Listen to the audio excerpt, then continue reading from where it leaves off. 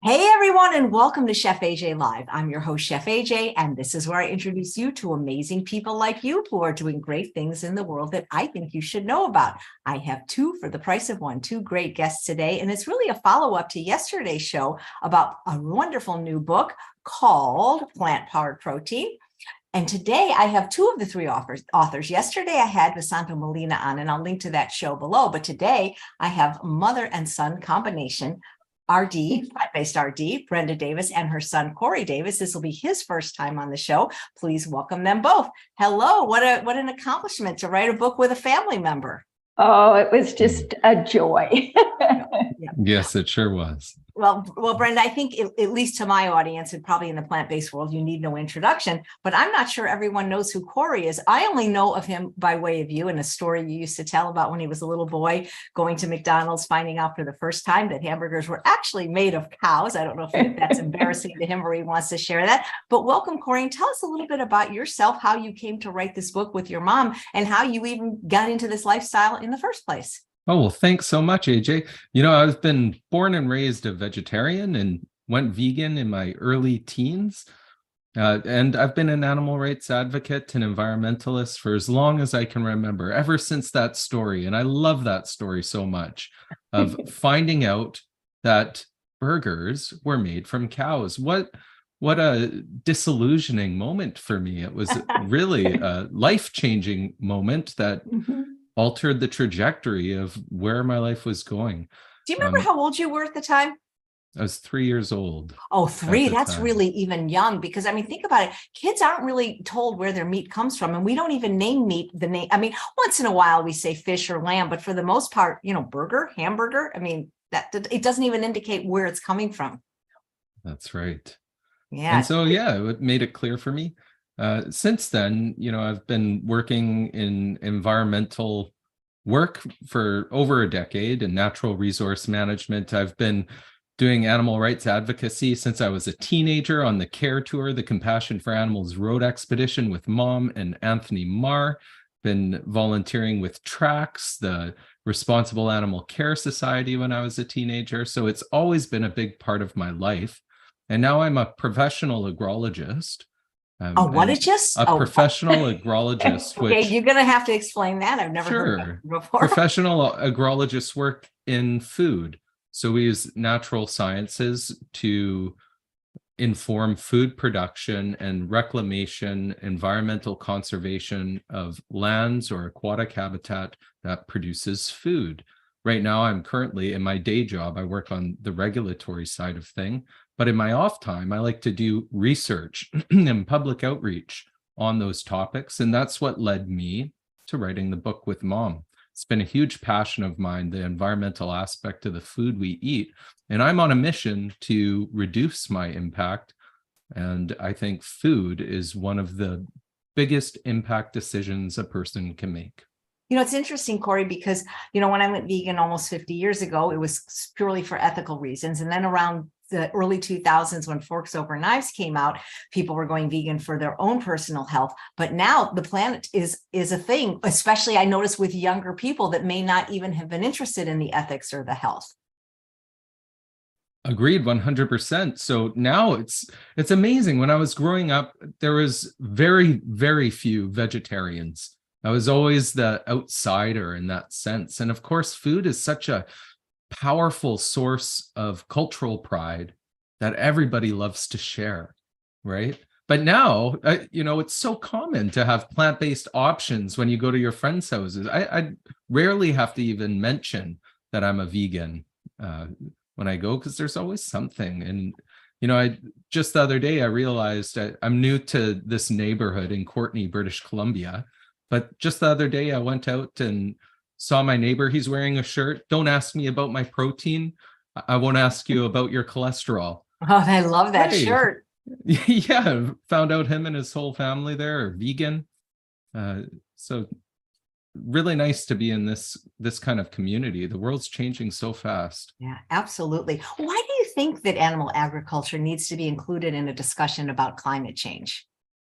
Well, I'll tell you a story. When I was a student at a university in environmental sciences, we had to calculate our carbon footprint and submit to our professor it is an assignment. So as it turned out, I had the lowest carbon footprint in my class. And one student with a higher footprint protested, said, but he drives and I ride my bike. Now, I always ride my bike now. I ride my bike to work, to the gym, to go get groceries. But the professor looked at him and he looked at me and he said, it's because he doesn't eat meat. And animal agriculture is a significant emitter, often overlooked in the climate change discourse. The impact, and I think at a minimum, is similar to that of all the emissions coming from the tailpipes of planes, trains, and automobiles and boats. So as much as we hear the call to ride your bike, walk, fly, or fly less, buy local, buy hybrid, car share, if we're being rational about this, we should hear with that same level of passion and vigor, eat less meat. Yeah, or no, preferably no meat, but I agree. Or no meat, yes. So Brenda, in plant-powered protein, which I think is like your millionth book with Visanto or something like that. 13. You talk about what the advantages are to choosing plant-based protein over animal protein sources. Can you talk about what some of them are, other than the environmental effect? Yeah, to me, the evidence is just so crystal clear. Protein-rich plant foods provide a more healthful, a more ecologically sustainable, and a kinder way of providing protein to a very rapidly growing human population. And in my opinion, it just makes no sense to source protein from animals when it's not only unnecessary, but it hurts humans. It's one of the biggest contributors to climate change and environmental degradation. And it causes so much suffering for billions of animals every year who are raised and slaughtered for food. And to me, I just think choosing plant protein sources is the least we can do as conscious human beings. Thank you. So Cory, when it comes to animal protein sources, or even just protein sources in general, which ones have the highest greenhouse gas emissions, which have the lowest? Sure. Well, the ruminant animals, cattle, sheep, and lamb, that all has the highest by far, and dairy products as well is right up there with the highest footprint. Of course, they emit methane, and some of the lowest emitters of greenhouse gas emissions are peas, beans, pulses, soy, so tofu. Tofu emits about 25 times less emissions than beef. When we're talking per gram of protein, about 31 times less than beef if you're talking per kilogram. Well, per kilogram, lentils reduces, if you're doing a comparative analysis between beef and lentils, for example, it's a 98% reduction in greenhouse gas emissions by choosing lentils. I mean, the relative reduction there is massive if you want to transition from a meatloaf to a lentil loaf. And to put that into comparison, I say animal agriculture is at a minimum comparable to all transportation. If you're switching from a hybrid car or to a hybrid car, that's about a 46% reduction in emissions. Switching from beef to lentils in a loaf is 98% reduction. So the scale there is massive. Yep. Thank you. Brenda, I'm sure you've been vegan almost as long as me or longer, and I'm sure you get this question a lot and you address it in the book. If you don't eat animals, where do you get your protein? It sure is the number one question that all plant eaters seem to get. It's so predictable because in our culture, we've literally been brainwashed to believe that the only real sources of protein are animal products. And the reality is, when somebody asks me that, I just simply answer, I get it from plants. Plants like beans and lentils and seeds and grains, and all plant foods provide protein. And if time permits and they're open to hearing more, I usually explain to them what the RDA for protein actually is, or the recommended dietary allowance. It averages 46 grams for women, 56 for men. And most people think it's like 100 or more. So they're surprised at that. And the largest study that we have looking at protein intakes of similar health conscious individuals reported 75 grams a day for omnivores. Now that's way less than the average Western diet eater. This is, health conscious individuals who are Adventist. It was 73 grams a day for pesco, 71 for lacto-ovo, and 71 for vegans. So, you know, we were all well above what's recommended. And I think a lot of people just don't really realize that. Wow, that's something. Cory, which animal proteins require the less amount of land and the most amount of land? And same thing for plants. Like, is there a hierarchy? Not that I want anyone to ever eat animals, but you know. Yeah, well, half of the habitable land on planet Earth is used for agriculture. It is the most extensive land use in the world. And of that half, about 75% is used for animal agriculture, which only provides about 18% of the calories consumed. Beef and lamb, the grazing animals, use the most amount of land by far. And most of this is pasture land, so it's not cropland. Pasture is land that animals use to graze, to forage for grass. And it's one of two things. It's often land that's been converted to pasture, such as forest that's been cleared of trees, so it was a carbon sink and now it's a carbon source, or it's grassland, some of the most endangered, threatened, ecologically valuable, misunderstood ecosystems on planet Earth.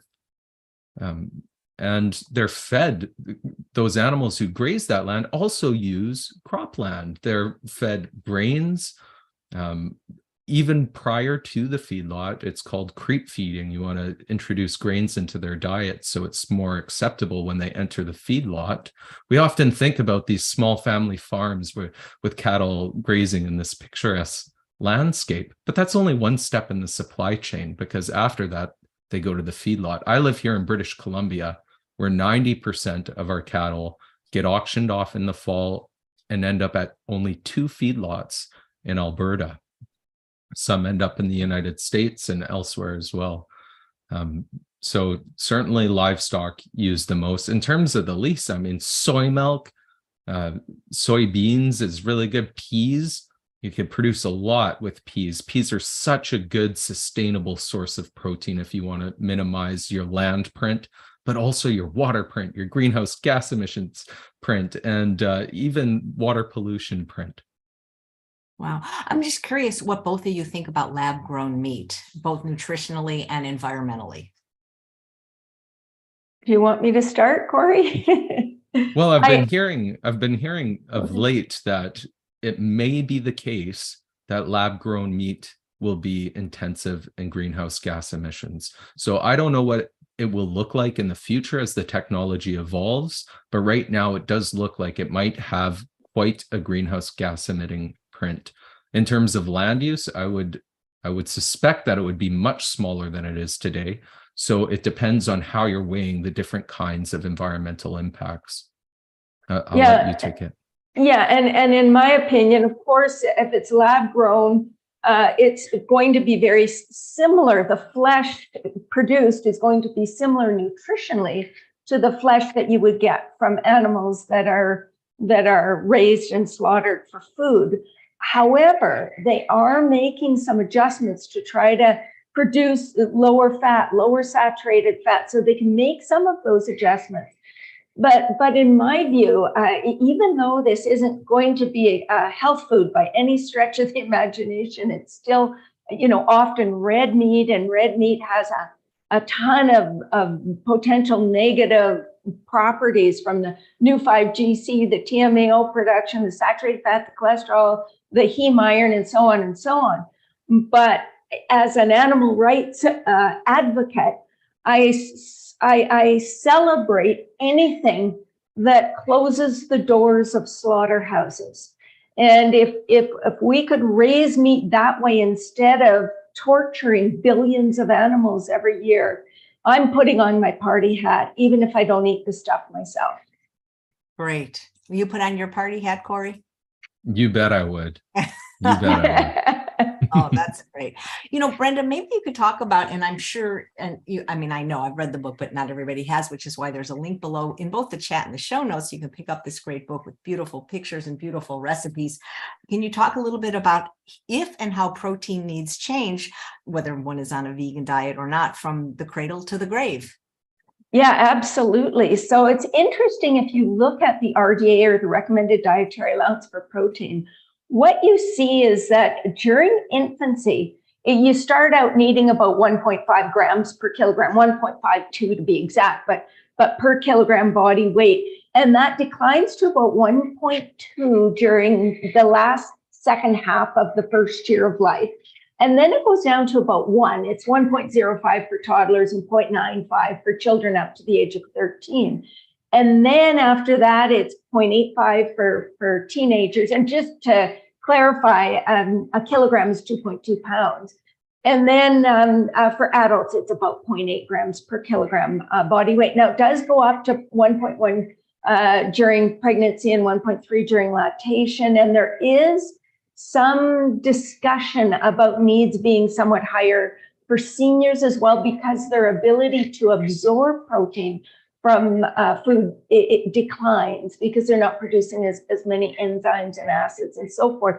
And so there are a lot of authorities now saying 1 to 1.3 for seniors, and some countries actually have adopted a plus 25% for seniors because of that.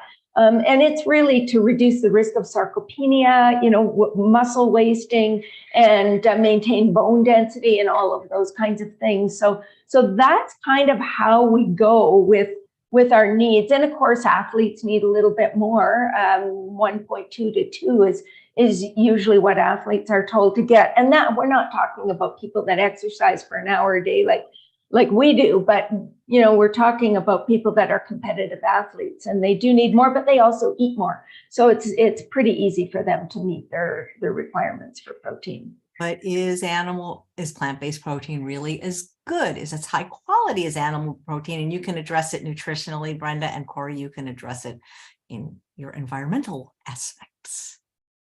Yeah, well, from a nutritional standpoint, is it as good? Well, we've got actually several studies showing that pitted against animal protein for muscle hypertrophy, muscle growth, all of that if we provide the same amount of protein, we get the same results in terms of muscle growth. There's no difference at all.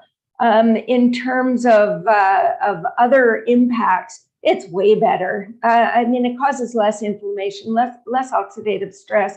It has, it contains fiber, and foods that are packaged with, plant foods that are packaged with protein come with all of these protective components like phytochemicals and antioxidants and sterols and stanols and all sorts of things that promote health.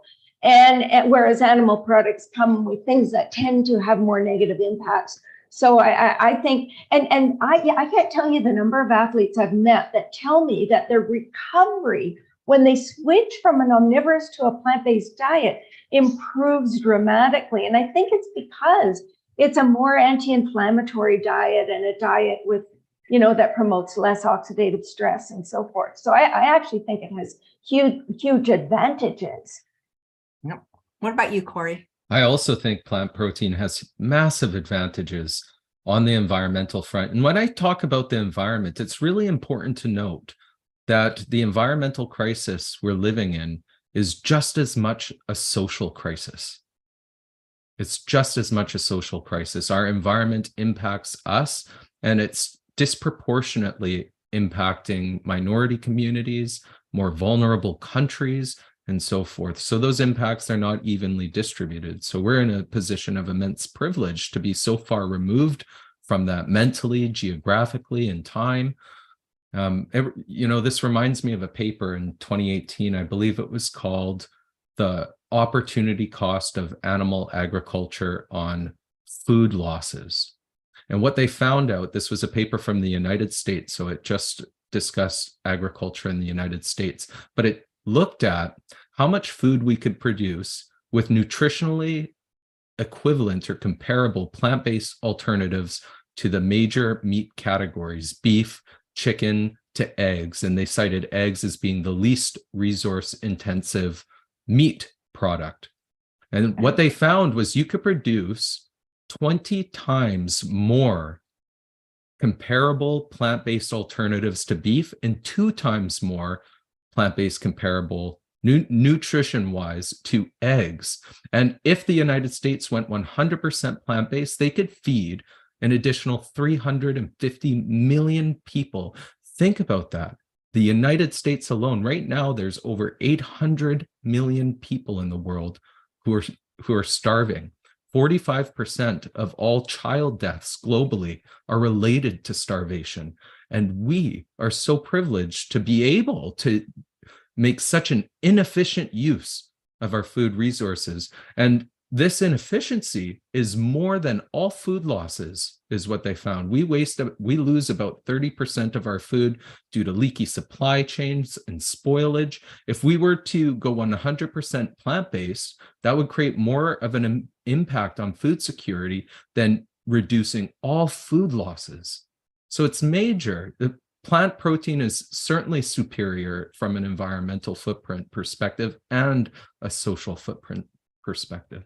Great. Thank you. Brenda, because they knew it, we had a dietitian on. A few people actually wrote in questions in advance, so I'd like to ask a couple of those if it's okay with you. Sure, absolutely. Thank you. And the first one is for Jean, and she says she wants to know that she hears that seniors should increase their protein intake to avoid sarcopenia, but she's also heard about the risk of oxalate in foods like beans, quinoa, chia, and soy foods, which are also high protein sources.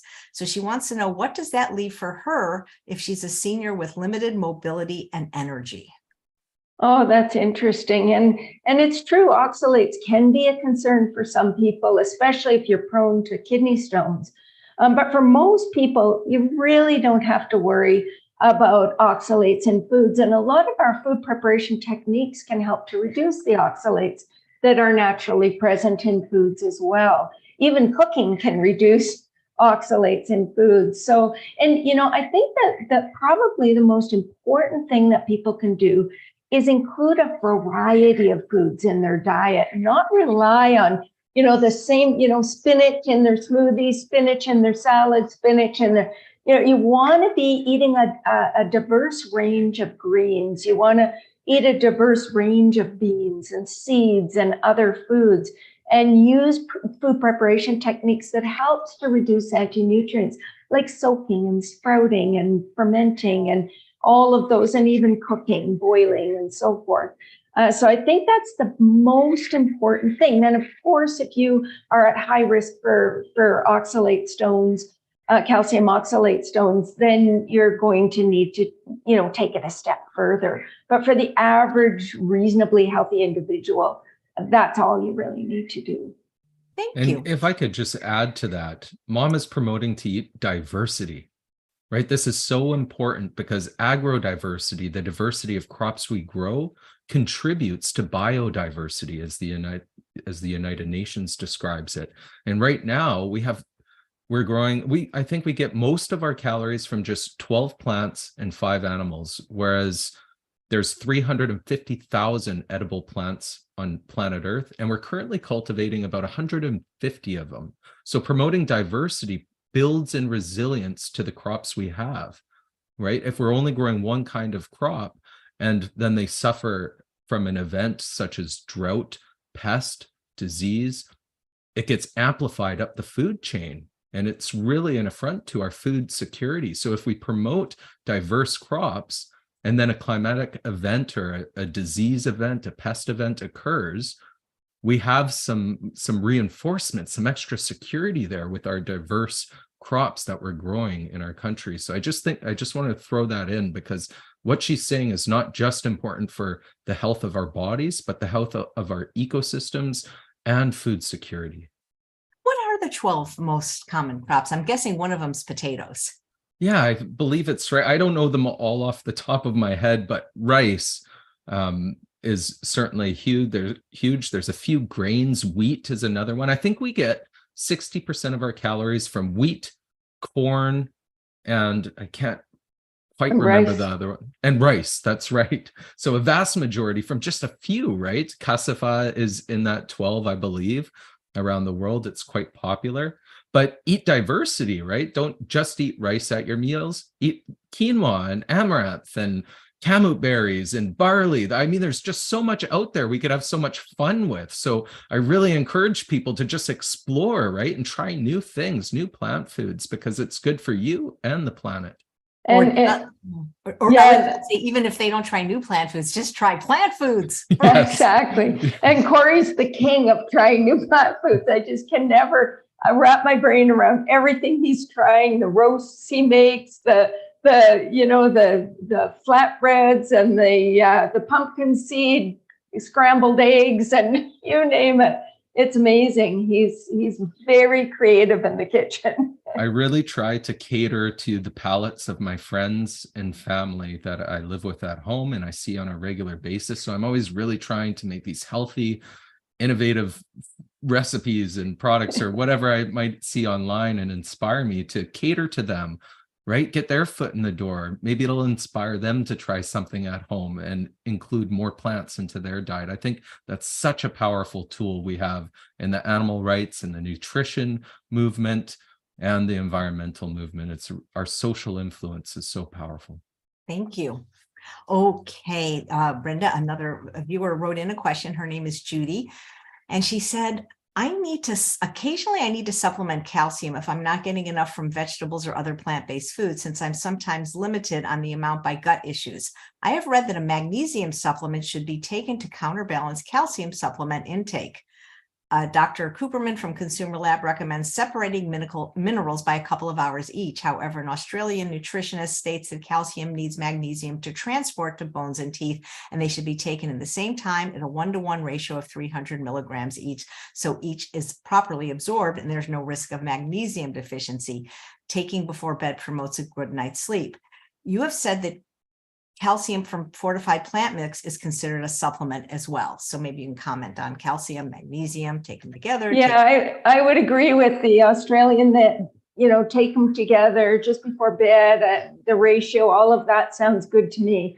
And in terms of, we don't consider necessarily fortified non-dairy milks as a supplement.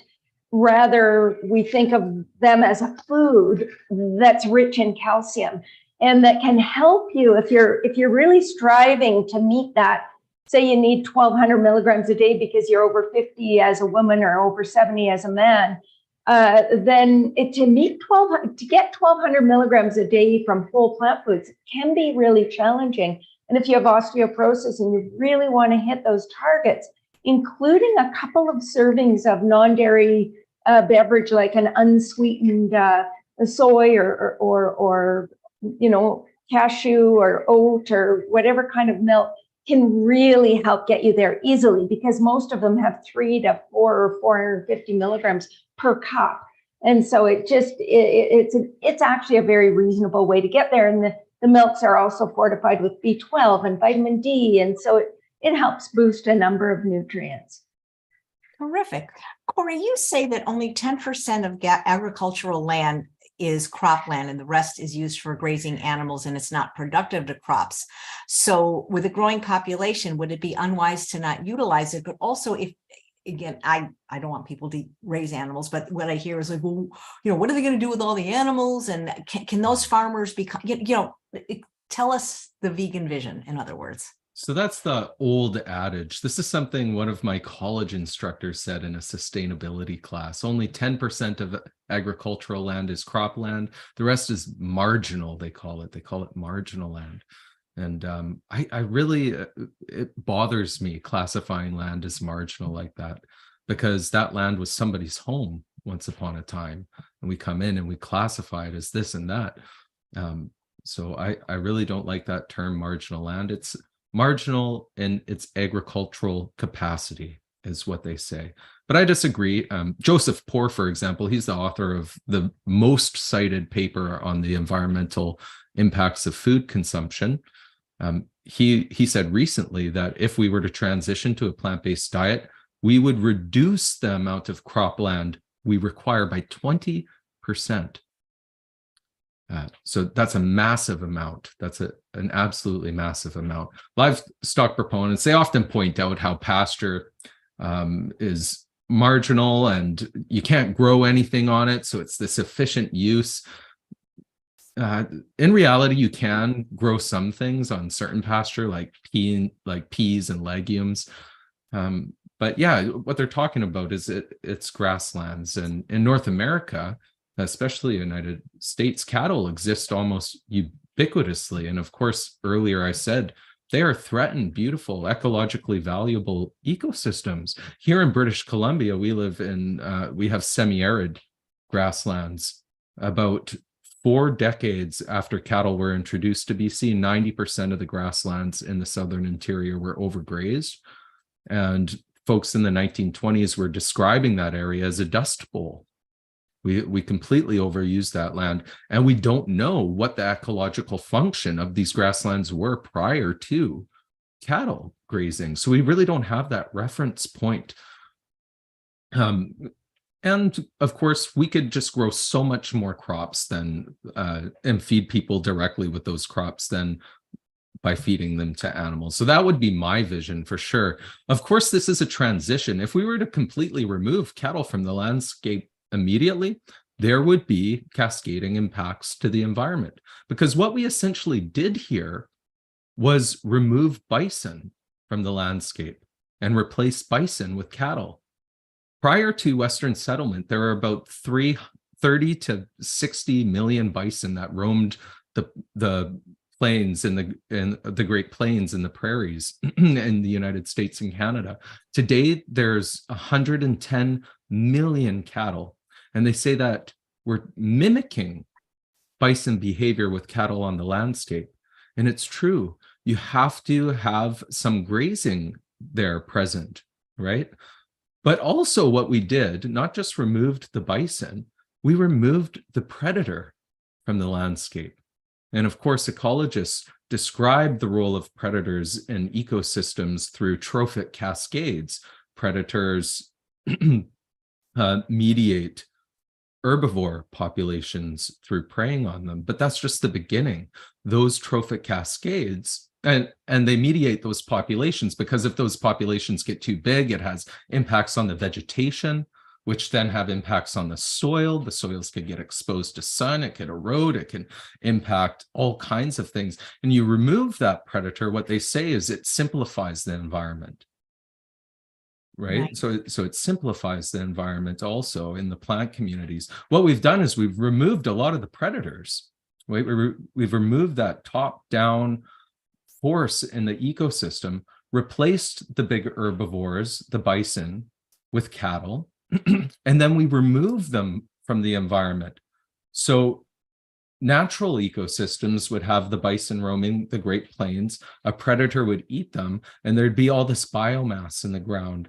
And early explorers or early ecologists who were surveying the lands would call this, they would describe it as like this bastion of biodiversity. Here would come the vultures, and there'd be all of these microbes and insects and other animals coming to feed off of the bison, distributing the nutrients from the bison across the landscape, really fueling the ecosystem.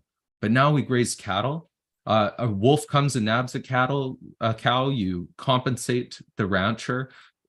They kill wolves constantly. There's this campaign to kill wolves, to kill bears, grizzly bears, black bears, even elk, other herbivores. There's campaigns to cull, is what they call it, to cull the elk, because there's this perception that elk might transmit disease, or they're competing for forage with cattle. And so we're really surveying the land thinking, well, how can we best raise cattle? Not what's best for the ecosystem, but what they're telling the public is that, oh, we're mimicking bison populations. And that's true. They're trying to. They're not mimicking bison perfectly by any stretch of the imagination. And there's a lot more pressure from cattle on the landscape than there was from bison. Bison, by the way, used to migrate long distances, whereas cattle are kept within a certain range from the ranch, of course. And then we're removing them and putting them into our wastewater treatment system. So it's not a direct mimicking, but we can't just remove them either. We have to slowly replace cattle again with bison or something, and reintroduce predators if we want our ecosystems to be resilient. So it's a long road ahead. If we do, it would be a slow transition. But first and foremost, I don't want to see another cattle slaughtered, a cow slaughtered. It just breaks my heart how we treat these animals. So the transition I want to see is a humane one, but that would be my perspective, what I would want to see. Thank you. Yeah. Brenda, to switch gears for a bit, could you talk a little bit about athletes and if they have special needs? Is plant protein adequate? Can they get enough protein on a plant-based diet, good enough to not only build muscle, but maintain muscle? And do they require protein powders? Yeah, well, first of all, athletes do, as I mentioned before, require more protein per kilogram body weight or per pound body weight. They need 1.2 to 2 grams per kilogram body weight for most athletes, for most competitive athletes. And it's, if you think of an 80 kilogram athlete, perhaps it might need 120 grams of protein per day. But if that athlete was consuming 3,500 calories, which would be very typical, that would be less than 14% of their total calories. And that's, just par for the course for any plant-based eater. So it's not as difficult as what a lot of people think. And certainly they do need to get enough. There's some amino acids that are especially important for athletes, like branch chain amino acids, like leucine and other branch chain amino acids. And so those amino acids we're getting more from, they're more concentrated in animal products, but we can still get plenty from legumes and seeds and nuts and grains, and especially, seitan and all of those kinds of things can provide plenty of branch chain amino acids. Now, you asked if they require a protein powder, and the answer is no. Nobody requires a protein powder. That's not to say that a protein powder couldn't be an option or may not be helpful for some athletes who have especially high needs, who are doing really intense training and who are having a hard time eating enough. It may be of value for them. But if you are using, and I like, my husband likes to have these smoothies, and I like to make them reasonable sources of protein for him. But what I do is I add hemp seeds and frozen peas and soy milk and, just different things that are more whole or very minimally processed foods, rather than something like a protein powder. But if you do, you're determined to have a protein powder, you want to be choosing, a mix of proteins. I think, soy, pumpkin, hemp, pea, are all good options. But what came as a really big surprise to me when I was researching the amino acid content of these different sources, concentrated protein sources, the one that came up number one for protein and for leucine especially was corn protein. And the second was potato protein, which was really surprising. So, these foods aren't as concentrated in proteins, but if you extract the protein from them, the amino acid profile is actually really impressive. And then the next thing you want to do is look at the ingredient list. So you want to be really wary of protein powders that contain a lot of fillers and additives and preservatives and sugars and thickeners and colors and, all that sort of stuff. You want to make sure you're not getting with your protein powder lead and arsenic and cadmium and mercury and, all of the pesticides and so on. There's actually a group called the Clean Label Project. And they, they'll provide you with sort of a list of which protein powders are clean and which aren't so clean. There are some vegan protein powders that I think have actually done a pretty good job of it. And then there are some third-party certification stamps on labels to show that the product has been screened for safety. All that having been said, very few people actually need protein powders. Right. And if they did desire one, is there a brand you might be able to recommend? Well, there's one called Complement that is a vegan, I think it's called Complement, right? Yeah. And it's a wonderful, ethical, clean vegan product. Terrific. Thank you. So, Cory, why do you think that animal agriculture needs to be included in the discussion about water scarcity? Well, water scarcity, it's a dangerous problem. 2020 study published by Nature Sustainability, a journal of nature, one of the most well-respected journal publishers in the world, assessed the primary users of river water in the Western United States, that entire region, and found that the irrigation of animal feed crops, and in particular, specifically, cattle feed crops, was the largest user. And they insinuated that the beef and dairy industry are the leading drivers of water shortages and fish endangerment in the Western United States. And of course, fish are such a precious resource. They provide sustenance for indigenous peoples. They feed wildlife. They provide nutrients to the land. They're keystone species in aquatic ecosystems. We can't undervalue fish in our aquatic ecosystems. And just let that sink in for a moment. They were the biggest user was animal feed crops. We're growing almonds, we're growing all this other stuff out there. It was cattle feed crops. We're also growing crops for all kinds of other animals. But it just goes to show the inefficiency there, especially when drought in the Western United States can force ranchers to cull their own cattle as a result. It's quite disturbing. Agriculture is confidently the largest user of freshwater resources in the world. You know, we often attack industrial practices such as fracking, which uses about 70 to 140 billion gallons of water annually. Fracking is a method of extracting oil and gas from rock. Our home water use, for example, makes up about 4% of humanity's total water use. It's a fair chunk indeed. We should certainly not water our lawns so much, take shorter showers. I agree with all of that. But agriculture is by far the largest water usage in the world. It's responsible from anywhere between 70 to 85% of our total use in any given year. That's tens of trillions of gallons annually.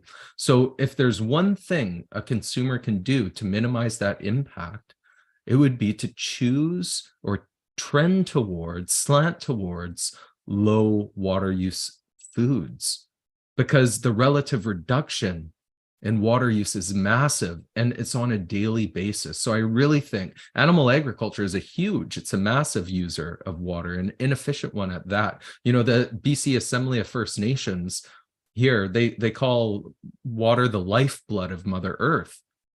And we're treating it with very little respect, bleeding her dry for inefficient reason.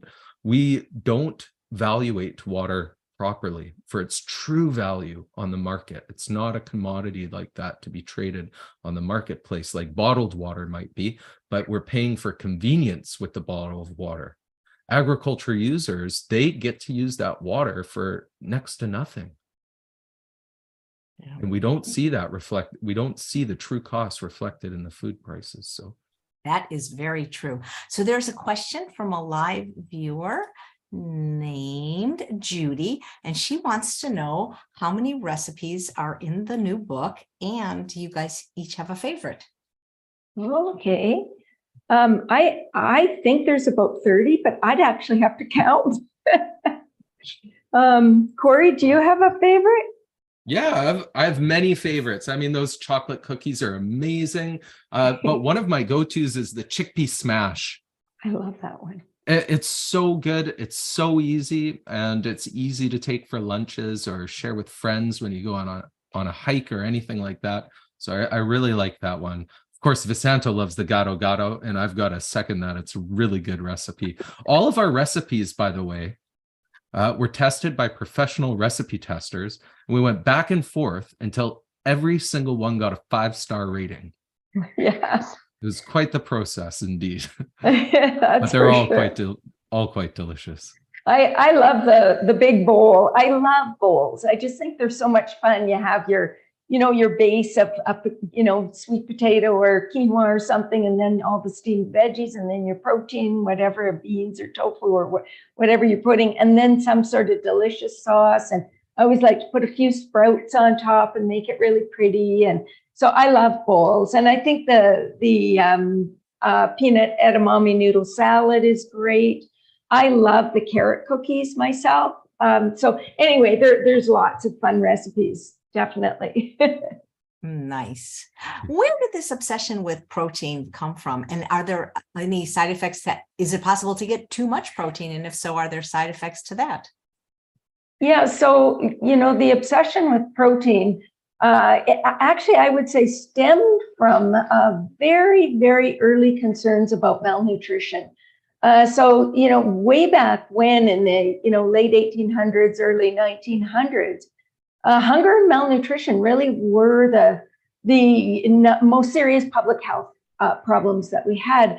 And we had a lot of nutritional deficiency diseases, and protein was one of them. And so, the government ended up subsidizing and supporting animal products to ensure that people got enough of the nutrients that seemed to be lacking. And it kind of placed a halo on those foods and on protein itself. And protein is super important. I mean, it's necessary for structure, function, for energy, for our bones, for you name it. Protein is a really important nutrient. But we, as I mentioned, don't need as much as what we often think we do. And my own personal opinion about can we get too much is it's actually probably not very easy to get too much from whole plant foods. I think if you eat whatever range of whole plant foods you eat, you're not going to get too much protein. Most of them have somewhere between 10 and 30% of calories from protein. But and I think that's within a fairly safe range.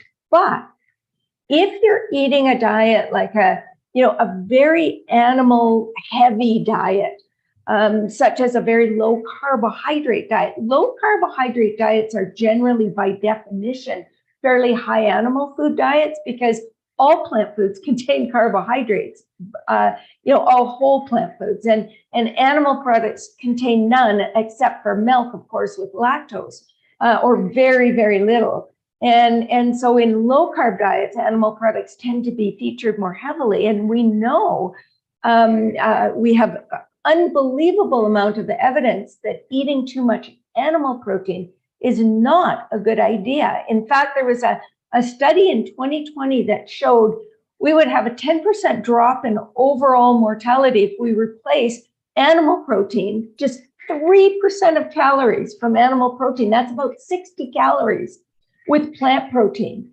And so, the studies are so consistent that replacing animal protein with plant protein provides an advantage. In fact, there was a study from Japan, and this is a study of close to 70,000 or more people, that mortality dropped 34% when just 3% of calories from red meat were replaced with plant protein, and 46% when 3% of calories from processed meat were replaced with plant protein.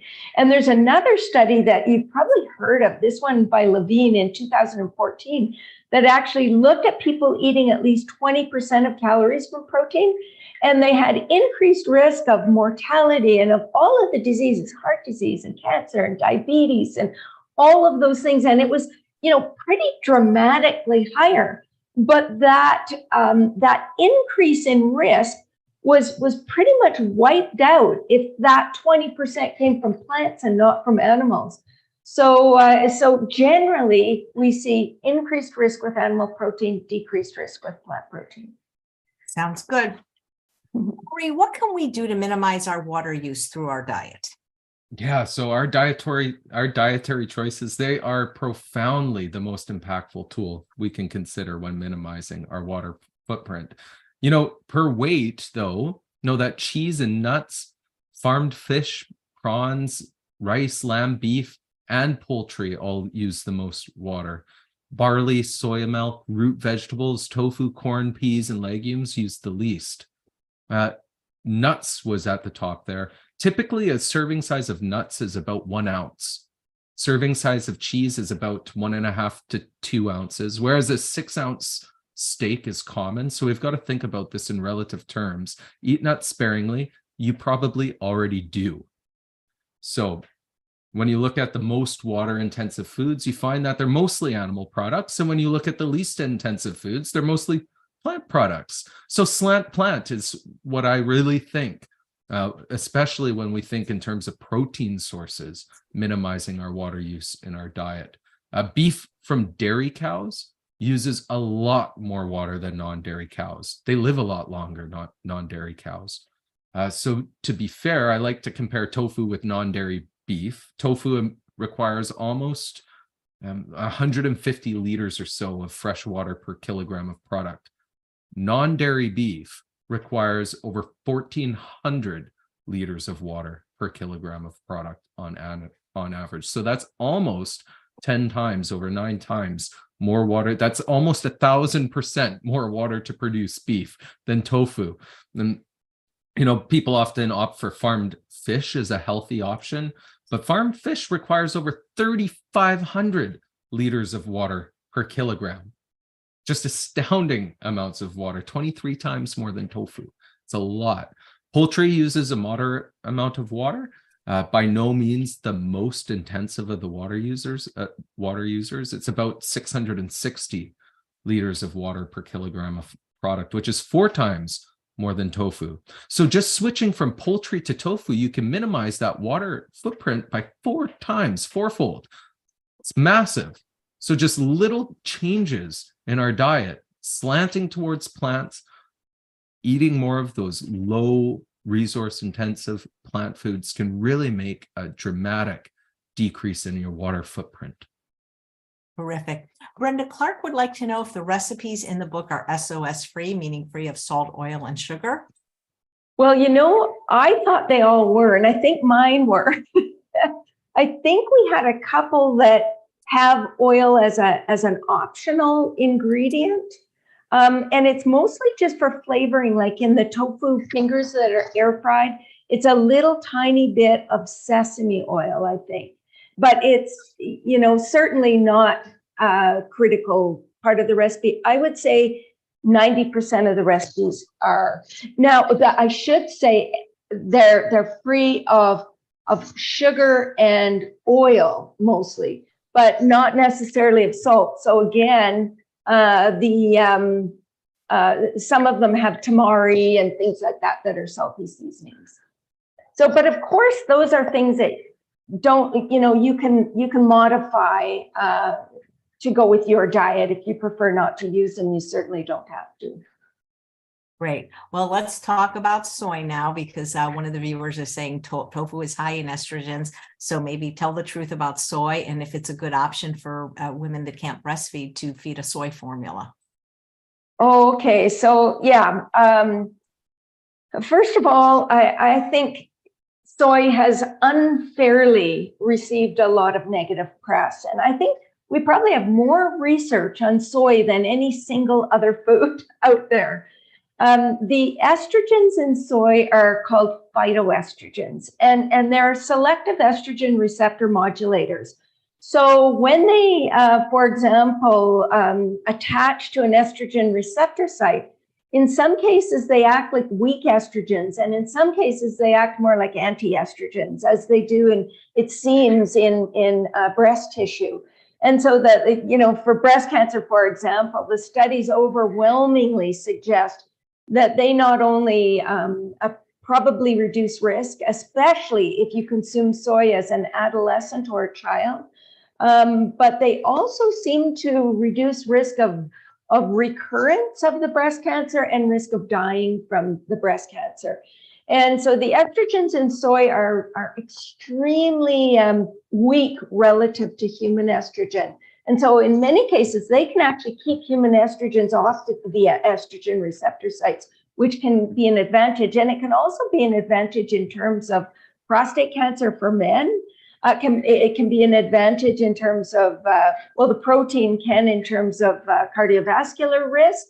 And certainly in terms of kidney disease, soy has a lot less impact than animal proteins.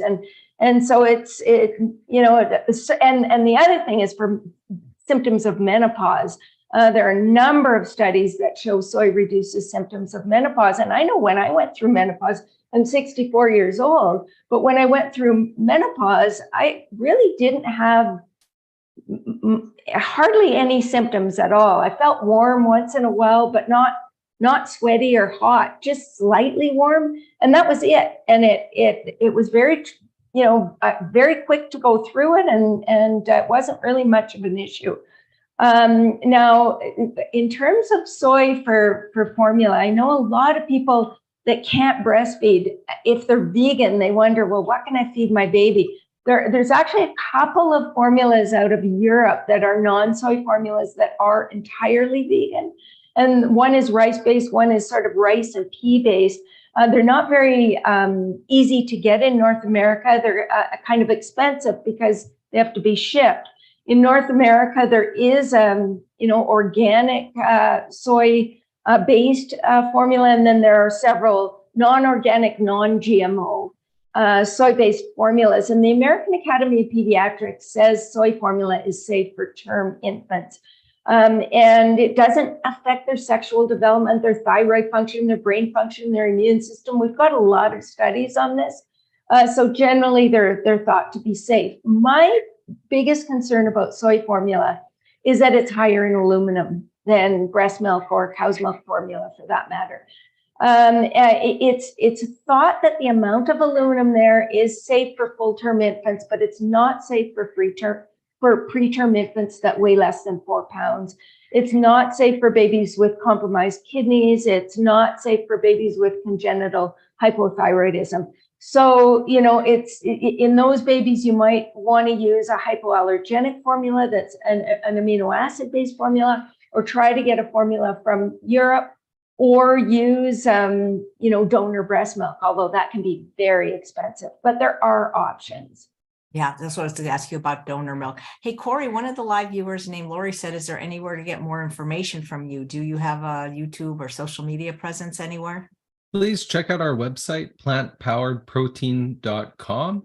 And perhaps one day, I'll put out more on social media. So stay tuned. Yeah. So your mom's an avid athlete. And I know that she can do her age and push-ups. You're obviously younger than her, but are you as avid of an athlete as Brenda? I try, but gosh, is it hard to keep up with mom, I'll tell you. And Cory, you might want to give your email address, just if somebody really wants to touch bases with you.